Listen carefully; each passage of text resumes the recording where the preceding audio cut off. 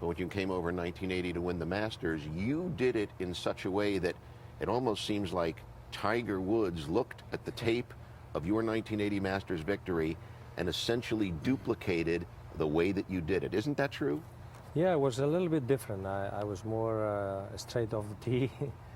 There was no car park there, and well, you look at the one point that it was very easy victory, but it wasn't. You know, I was 10 shots ahead going to the back nine, and obviously I just for some reason I lost 7 shots on that Amin corner, and then playing the 15, it wasn't looking very good until I hit that second shot, the 4-iron into the green, and I make 2 putts, and I barely hold. Then the last 3 holes were a little bit more easy, but it was a great tournament. I played from the very first day all the way right until Sunday.